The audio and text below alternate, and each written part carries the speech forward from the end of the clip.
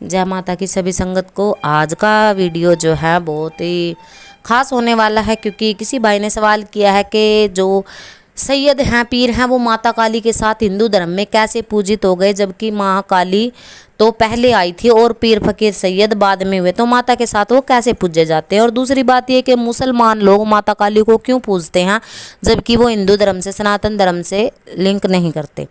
तो इस विषय पे आज चर्चा करेंगे, तो वीडियो पूरा सुनिएगा, बहुत बड़ी बात है ये।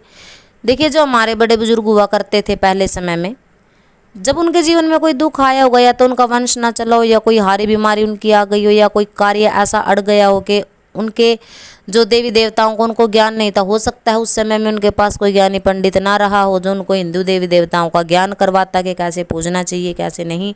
हो सकता है उस समय मुस्लिम तंत्र को जानने वाले, पीर फकीरों को मानने वाले किसी बाबा से उन्होंने इलाज करवाया और उनके घर का वो दुख कट गया हो, और उन्होंने प्रसन्न होकर के उस पीर फकीर या सैयद की मज़ार पे भोग प्रसाद या चादर चढ़ा दी हो, तो वो लाग लग जाती है। और उनकी श्रद्धा उनके अंदर आ गई कि आपको पूजने से हमारे घर का ये कार्य बन गया। और पीढ़ी दर पीढ़ी अपने बच्चों को हम बताते चले जाते हैं कि हमारे घर में ये लाग होती है, ये देवी देवता पूजित होते हैं। इसको घर की लाग कहा जाता है। कुछ लोग इसको सोंझ कह लेते हैं कि सोंझ में पीर भी चलते हैं, फकीर सैयद भी चलते हैं। कुछ लोग इसको डोरी कह लेते हैं कि हमारी ये डोर चलती है घर की। कुछ भी आप बोल सकते हो, तो हो सकता है ऐसा हुआ हो।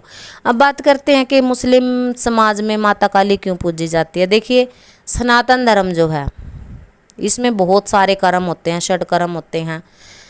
तो इनका ज्ञान प्राप्त करने के लिए, क्योंकि सनातन धर्म के जो मंत्र थे बहुत पावरफुल हुआ करते थे, तो इनको पाने के लिए, इनकी सिद्धियां पाने के लिए किसी मुसलमान ने किसी हिंदू धर्म का जो कोई जानने वाला जानकार था, उनकी सेवा करके या उनका शिष्य बनकर इस ज्ञान को, इस सिद्धि को प्राप्त किया।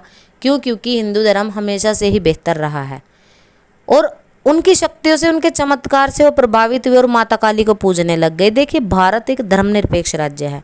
यहाँ पे हर धर्म, हर जाति, सबको सम्मान दिया जाता है। यहाँ पे किसी को कोई बंदिश नहीं है कि आप किसी को पूजिए, और धर्म कभी नहीं कहता कि आप माँ काली को पूजो, पीरों को मत पूजो।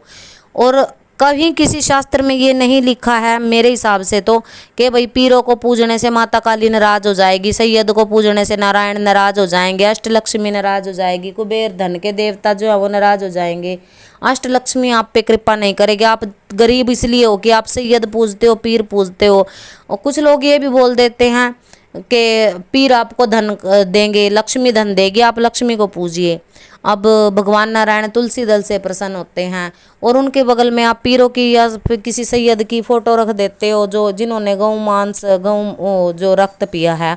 वो कैसे आपसे प्रसन्न होंगे? नारायण प्रसन्न नहीं होंगे तो लक्ष्मी प्रसन्न नहीं होगी, और लक्ष्मी अगर रुष्ट हो गई तो आप दरिद्र ही रहोगे। क्यों? क्योंकि आप सैयद और पीर को पूज रहे हो। तो ये गलत चीज़ है। देखो, कभी क्या उनको नारायण भगवान ने आकर के बोला है कि मैं नाराज हो जाऊंगा, मेरे साथ सैयद की फोटो मत रखो? अगर बोला है तो हमें भी मिलना है भाई उनसे। ऐसा कुछ भी नहीं है। भारत देश आज़ाद है, आपकी श्रद्धा आज़ाद है। अब कुछ लोग भागवत गीता पढ़ते हैं, उसमें जो बहुत लोग एक 7वें अध्याय की बात करते हैं कि भगवान कृष्ण ने उसमें ये कहा है कि जो छोटी बुद्धि के लोग होते हैं, जो अवगुणों की पूजा करते हैं, भूत प्रेतों की, पितरों की पूजा करते हैं, वो उन्हीं को प्राप्त होते हैं, यानी मरने के बाद उन्हीं के साथ रहते हैं। और जो मुझे पूजते हैं वो मुझ में लीन हो जाते हैं, यानी कि वो मुझे प्राप्त होते हैं। अब यहाँ पे एक सवाल और उठता है, जब भगवान ये कहते हैं कि हर चीज़ में मैं ही व्याप्त हूँ, कण कण में मैं विराजमान हूँ, तो फिर जो छोटी बुद्धि के जो अवगुण हैं, जो प्रेत बन गए हैं अकाल मृत्यु के बाद, वो भी तो भगवान के आशीर्वाद से पैदा हुए थे। चलो ठीक है, उनको जीवन नहीं मिला भक्ति करने के लिए, परंतु अगर वो मरने के बाद पितृ रूप में पूजित होकर उस परमात्मा की भक्ति करना चाहते हैं, तो उन लोगों को पूजना क्यों नहीं चाहिए? क्योंकि भाई हमारे परिवार के लोग हुआ करते थे वो। तो ये लोगों की मानसिकता है, ये धर्म धर्म धर्म के नाम पर जो ये लोग, अगर कोई छोटी शक्तियों को पूज लेता है, पीर फकीरों को पूज लेता है तो पाखंड, पितरों को पूजता है तो पाखंड, कुल देवियों को पूजते हैं तो पाखंड, और अगर कोई बड़ी शक्तियों को पूज लेता है तो वो धर्म।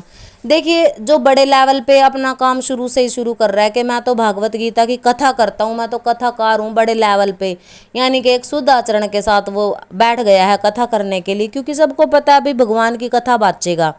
कथावाचक क्या होता है? जो कथा पढ़ के सुनाए आपको, उसका जो अनुवाद करके आपको सुनाए कि ये हाँ ये जो श्लोक है इसका मतलब क्या है, इसका अनुवाद क्या है, उसका जो अंदर का भेद आपको बताए, वो कथावाचक। अब वो शुरुआत कर देते हैं अपने बड़े लेवल से। यहाँ पे विश्वास का खेल होता है। अगर कोई कथा सुना रहा है आपको उसका अनुवाद करके, तो वहाँ विश्वास हो जाता है कि भगवान की कथा सुना रहा है। और अगर कोई उन्हीं भगवान को अपने घर में छोटे लेवल पे पूज रहा है तो वो पाखंड हो जाता है। क्यों? क्योंकि बड़े लेवल का तो सभी को पता है, जिसके पीछे 4 आदमी होते हैं वहाँ तो विश्वास, और जो बेचारा घर में अकेले पूजा पाठ कर लेता है वहाँ पे अंधविश्वास। अगर किसी ने परमात्मा को देखा ही नहीं तो आप कैसे पीर फकीरों को बदनाम कर सकते हो? आपका अधिकार नहीं है बदनाम करने का। कोई पूज रहा है तो पूजने दो, अगर किसी का कार्य वहाँ से बन रहा है तो बनने दो। ऐसा कौन से शास्त्र में लिखा है कि अगर आप पीरों को पूजोगे तो अष्टलक्ष्मी नाराज हो जाएंगी, नारायण नाराज हो जाएंगे? नारायण भगवान ने क्या खुद से आके उनको बोला कि मैं नाराज हो जाऊंगा? जी नहीं, बिल्कुल भी नहीं। जिनके घर में इनकी लाग है, अगर आप हिंदू हो तो किसी के कहने से मत छोड़ो। अगर आपका कार्य बनता है, मेन कारण क्या होता है? इंसान का दुख। आपके दुख कट रहे हैं, आपका जीवन सही चल रहा है उनको भोग प्रसाद देने से। और रही शास्त्रों के ऊपर बात, तो इसकी बात दूसरे भाग में करेंगे कि शास्त्रीय विधि से पूजा पाठ करने वाले व्यक्ति का जीवन कैसा होता है, और एक आम इंसान कर सकता है या नहीं, एक अनपढ़ उसको कर सकता है या नहीं, तो क्या ये सही है, क्या ये गलत है। तो ये थी जानकारी पीर की और माता काली के ऊपर। आप कमेंट किया करें। जितना हमें ज्ञान है, जितना हमने आज तक छानबीन करी है, जितना हम आज तक इकट्ठा कर पाए हैं जानकारी, इतनी आपके साथ शेयर करते हैं। अच्छी लगती है तो लाइक किया करें, आपको इसमें कुछ गलत लगता है तो कमेंट किया करें। तो सभी संगत को जी जय माता की।